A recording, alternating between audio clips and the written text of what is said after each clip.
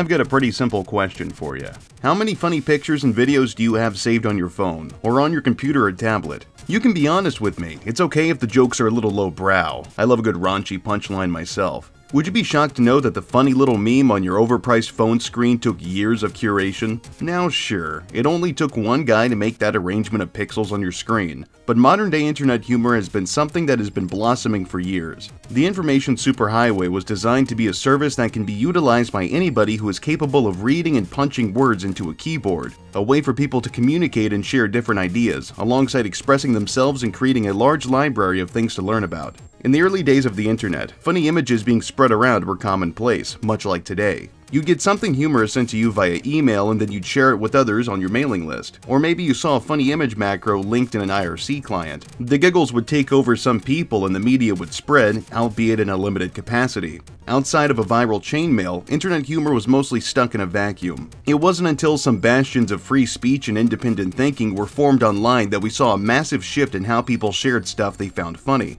One of these sites, while not being the first to attempt this, was You'reTheManNowDog.com, or rather just YTMND. This is a broad overview of the story of YTMND, a meme hosting and curation site that allowed community members to create pages dedicated to specific ideas. It was once one of the biggest media hubs on the internet, but unfortunately it hardly crosses the minds of people today. Most people would rather check out wiener rating threads on image boards, or maybe meme pages on Facebook, but then again maybe I'm just rambling. In the year of our Lord, 2000, a movie was released starring Sean Connery and Rob Brown, titled Finding Forrester. The plot is about an incredibly talented and seasoned shut-in novelist who takes on a young athlete as his apprentice after discovering how the boy is a cunning linguist. The two form a strong bond and learn a lot about each other and themselves. But this isn't important. What actually matters is that the trailer for the movie featured a specific scene, which is still present in the final product, mind you, where Sean Connery's character exclaims, "You're the man now, dog!" to his co-star. What may seem to you like an innocuous line of support from a fictional character was also a pivotal moment for a guy who was watching the trailer.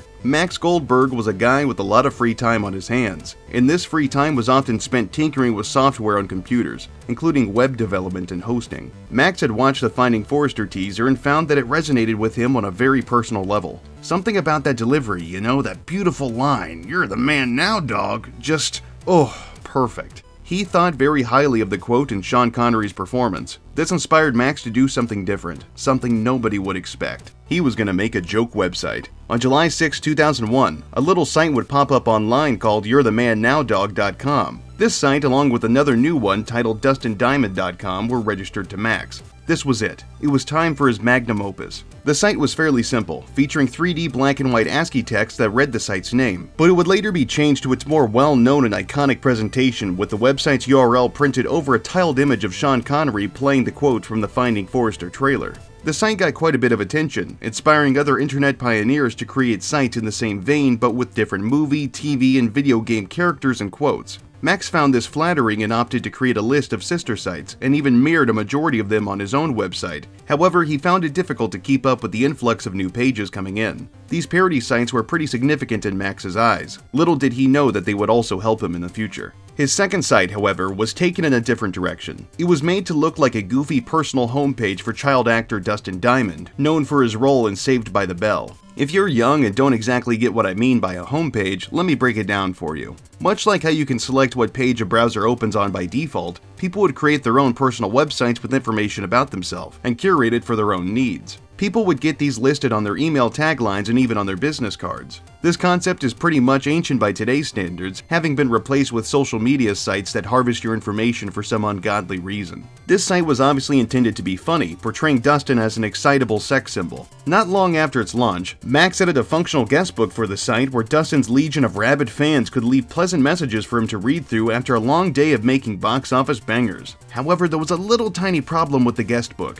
It was mostly unregulated, but this was by design. People would leave funny comments that alluded to Dustin being gay and doing some questionable things with people that were on the same TV shows as him. Hell, some of the posts even mentioned snuggle struggles and the repeated lashing of Dustin. Beatings were often handed out by Mr. Belding, AC Slater, and Kevin, the robot, all characters from Saved by the Bell. By 2004, the real Dustin Diamond had learned about the site's existence and attempted to have the address seized. This being the internet, it went about as well as you would expect. His legal team presented a cease and desist letter to Max, but they weren't anticipating Max's secret weapon. He just didn't give a shit.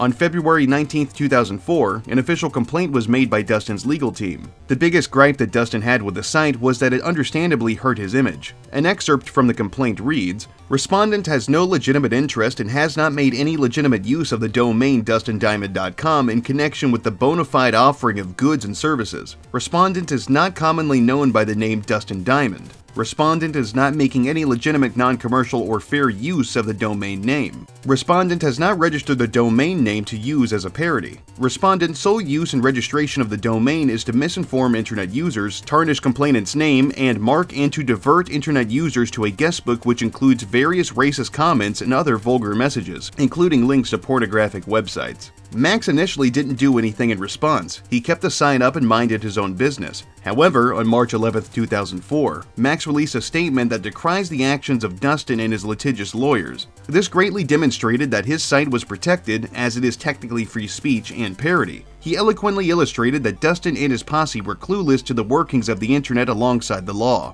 An excerpt from Max's statement reads, "In summary, Mr. Diamond's attorneys have concocted a case that is based on misrepresentations and blatant falsehoods. They have failed to prove that Mr. Goldberg operated in bad faith in his purchase and use of the domain DustinDiamond.com. They have been unable to even show that Mr. Goldberg even considered offering the domain for sale, and have instead submitted an unproven and libelous statement which should be judged most harshly. Mr. Diamond's alleged celebrity should not make him any less culpable for lying before this panel. I know I'm spending a fair bit on the other side rather than the one we're supposed to be talking about, but trust me, everything here is connected. Pinky promise."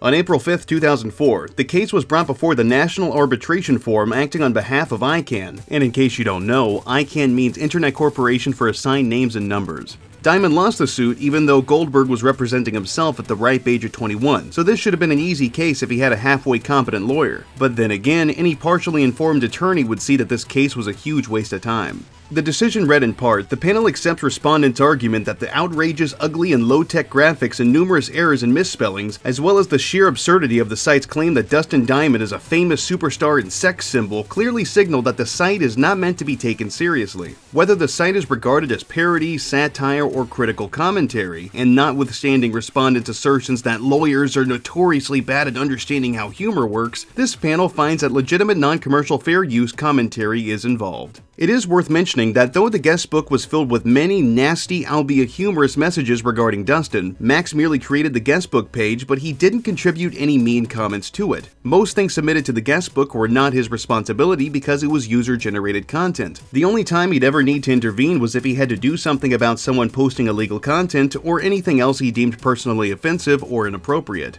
After the Diamond lawsuit and the increase of sister sites for You're the Man Now Dog, Goldberg had an idea. Something that could consolidate all of his work and then some. A virtual paradise where anybody with a quarter of a semi-functional brain can create humorous HTML documents for the entertainment of the masses. YTMND, as we know it, was this product. His announcement was on April 8th, following shortly after his court case. The announcement portion of his statement reads, "Goldberg, 21, is a freelance programmer whose parody websites have been entertaining thousands of fans for several years now. His cyber installations include YourTheMadNowDog.com, which continues to get tens of thousands of hits every week, and another heavily visited site, GetYourAssToMars.com. Another Goldberg art site, YTMND.com, is set to debut on April 10th. I didn't bother mentioning Get Your Ass to Mars because it's the same thing as You're the Man Now Dog, just with an Arnie quote. On April 10, 2004, YTMND transitioned into a memetic hub that hosted funny sites and jokes, acting as a continuation of the aforementioned parody site list. Users could join up, submit their pages, known as fads and sites, read comments, and check out what was trending. The front page featured a variety of different lists based on popularity, topic, and even random themed selections. This type of freedom was very attractive for people at the time given how early it was in the grand scheme of the internet's history.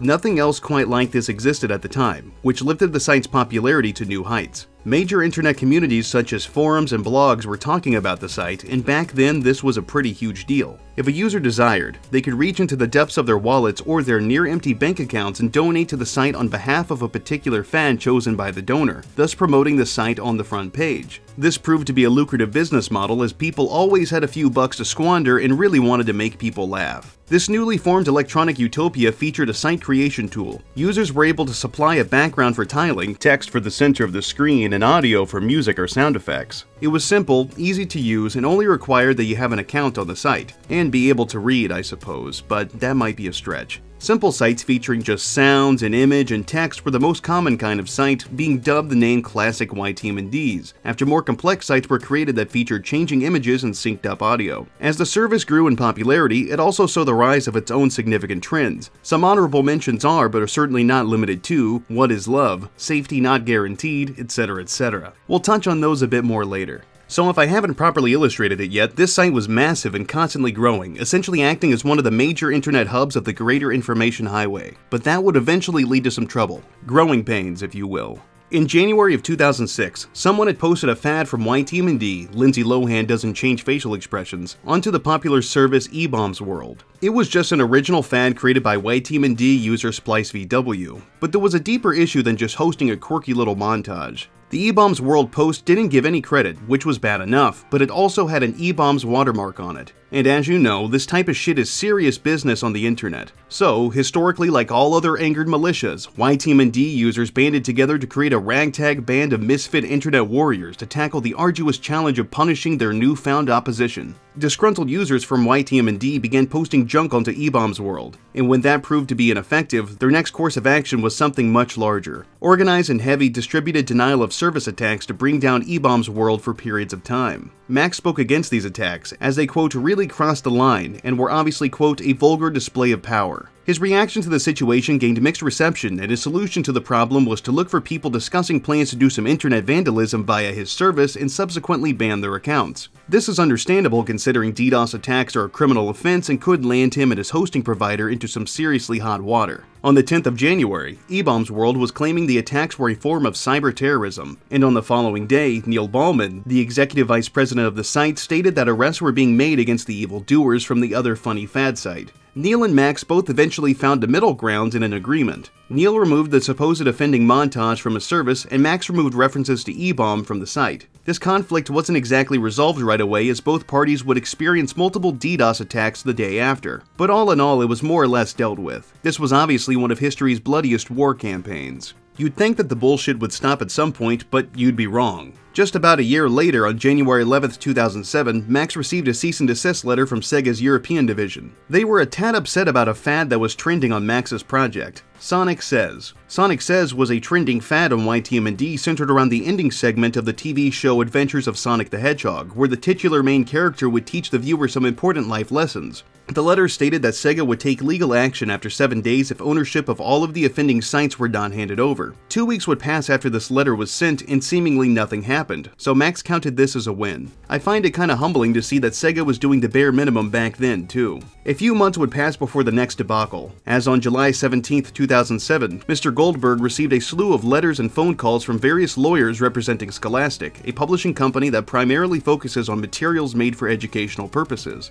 YTMND had been hosting some fads that have been revealing major plot spoilers for Harry Potter and the Deathly Hallows, and needless to say, Scholastic wasn't a fan of their book being boiled down to some basic plot points prior to its release, despite the fact it's just a bunch of paper and ink. Their biggest gripe with this was that Max had posted several sites with scanned book pages on the front page of his service. The response to this threat of litigation was simple. Users were posting more sites with spoilers, and Scholastic continued to murder trees by sending so many more letters. Max's ultimate decision was to stick to his guns and keep the spoilers up. Scholastic lost, it's just that simple. You can't fuck with the internet. Seeming as if the problems just weren't gonna stop, more trouble would follow just a few short years later. In May of 2009, the Pez Corporation joined the growing group of litigants that wanted to hold the glorious funny site accountable. They sent, you guessed it, a cease and desist regarding a few YTMND sites. These sites depicted fake Pez dispensers of Hitler and Charles Manson, which are two people you probably wouldn't want as your candy dispensing mascots. These awful jokes hurt the feelings of a company that sells overly processed sugar to children. They wanted the site to forbid anybody from posting anything Pez related. As a response, Max started a fad contest involving the candy company, with the prize being a possible lawsuit. Quite classy, I'd say. As you probably can expect, nothing ever came from this. Before we touch on the story of the site leading up to this point, I think it's worth mentioning a few notable fads, for those of you who care or just want to reminisce about a simpler time. The first one that comes to mind is not even Doom music, or rather NEDM. This one is pretty complicated as far as fads go. In July of 2005, a video of a cat being engulfed in flames was uploaded to ogreish.org, a notorious forum at the time. This video understandably got some pretty strong reactions out of people. A subsequent investigation was launched by the site's staff. After some tricky sleuthing, it was discovered that a Belgian teenager was the uploader of the video, and the man who actually cooked the cat turned himself in. Shortly after this, a YTMND site was created using a segment of the flaming feline video while a track from the video game Doom played in the background. One of YTMND's users, Titanium Gecko, was pissed when he learned that some people were giving 5-star ratings to such a nasty site. His response was to leave poor ratings on any site created by the people who gave NEDM a good rating. Users pushed back, including a user named Spots, who stated he just liked the use of the music and found it all very ironic and didn't actually condone cooking cats. Gecko responded by saying, quote, "Okay, Spots, since you do not condone burning kitten, your sites have been permanently threed until further notice. Still, nothing justifies fiving burning kittens, not even Doom music." And just like that, a legendary in-joke was born. The iconic NEDM catchphrase soared in popularity on the site and spawned plenty of parody pages. Next up is another notable classic, What is Love?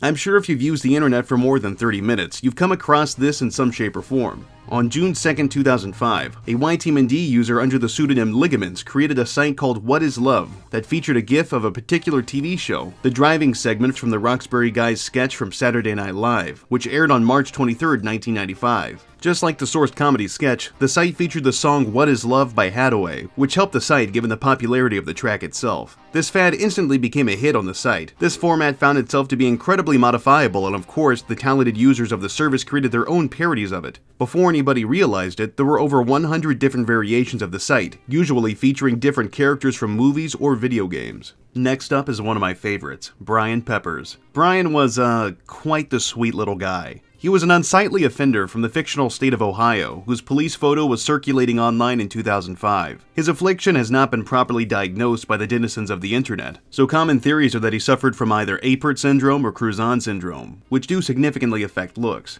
His overall appearance tended to make people think that the photograph was fake or some kind of goof. His striking facial structure caused him to be turned into yet another popular fad in image macro when paired up with the song Burn Bobanga Burn from the game Chrono Trigger. This fad was also incredibly popular due to people making lowbrow jokes about fondling and whatever else. He would usually be superimposed over a character in a GIF to imply that said character was some kind of degenerate, something the whole family would get a kick out of. Last but certainly not least is another one of my favorites, LOL Internet. This fad started off pretty uniquely, as it was 4chan's 100,000th GET event winner, wrapping up on April 19, 2004. For those of you unaware, 4chan posts are given unique ID numbers, and when users get particular numbers like 100,000 exactly, it's kind of a big deal. The post was legendary, simply being LOL Internet. However, this was merely just the beginning, as the phrase would have a larger impact and lifespan on YTMND. The first site to feature the phrase was created by user Duncan Bean on April 7, 2005. It was titled Steam, and the GIF used was one of Ronald McDonald driving a car and pointing his finger while looking at the viewer. His car was definitely redlining as he was driving at incalculable speeds. The backing track was Running in the 90s by Max Coveri.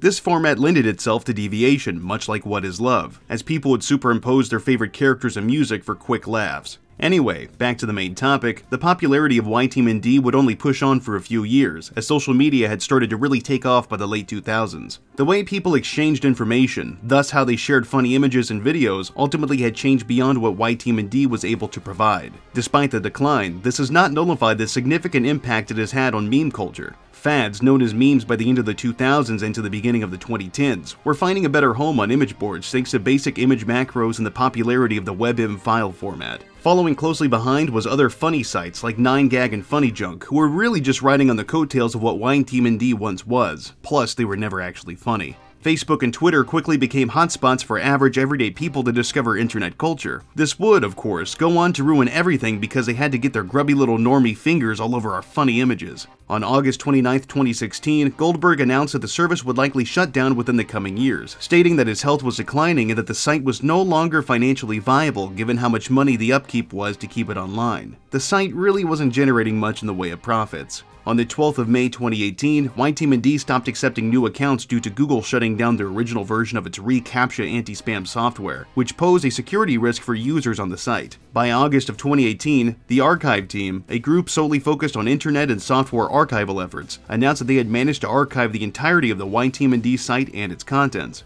In May of 2019, the site went down for a noticeable amount of time, which means all 7 of the site's active users were inconvenienced. Online news outlets caught wind of the dying Relic, gawking at the fact it appeared to finally be defunct. The general consensus was that the site had been shut down permanently due to relative inactivity. The site came back online soon after, with the message indicating that there was a catastrophic failure in its database, and the restoration of the site was undecided at that moment. The site was relatively unusable for content creation, as you couldn't even log in. The page read, "YTMND has suffered a catastrophic failure. Whether or not the site will ever be back is still undecided. I am actively working on data recovery, but who really knows what the future holds? Join the chat to reminisce, or if you have concerns about the direction in which your life is heading, feel free to send an email to support@ytmnd.com and expect to be ignored." This event understandably made things seem uncertain. The site was just a husk of its former self. However, on May 17, 2019, Max posted something on his Patreon, a glimmer of hope in these trying times. He commented on the outpouring support that he had received since the death of YTMND.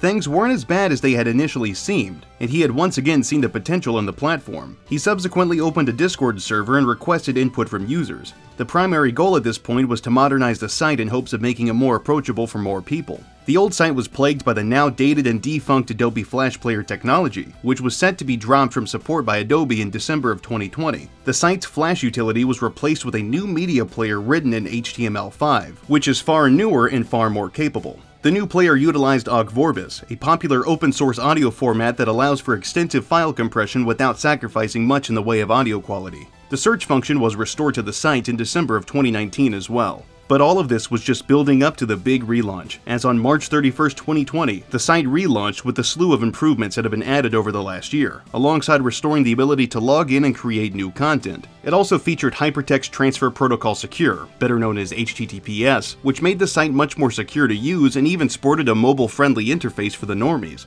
Max announced the site's return a few days before on March 29th, stating, quote, "I thought now might be a good time to reopen the site. YTMND's anniversary is coming up this week. Also, the world is being plunged into chaos. Millions of people are stuck inside with nothing better to do than dick around on the internet, and the last few weeks have provided me with ample time to narrow my focus. So welcome back." The return was praised by nostalgic users, but ultimately it wouldn't amount to much as the site has been pretty dormant since. But that mainly has to do with the fact that the site just isn't relevant anymore. The humor may still hold significance with some people, but the platform and its use are undeniably dated. Even if the humor still holds relevance to the core DNA of modern internet humor and culture, it goes without saying that younger people on the internet might not connect with a seemingly prehistoric service. Even though the site sits as a withered electronic skeleton stuck in a virtual sarcophagus, or rather a time capsule to a simpler period, it is nice to look back at. Shrouded in a seemingly mysterious and ancient cloak that conceals the rich internet history nestled within, the site ultimately serves as a historical piece, a place where internet users could congregate to laugh at simple jokes and ideas. There are very few places online that will ever have this kind of notoriety, let alone have the impact that YTMND did, especially considering how popular memes are in normal everyday life, or at least to people who have their eyes glued to their screens. But that's going to be it for today's video. If you like what I do, leave a comment, rate, and subscribe. If you want to support me in a more personal way, you can check out the Patreon link and the Teespring link in the description. I've got more content coming down the pipeline. But until then, I'll see you degenerates next time.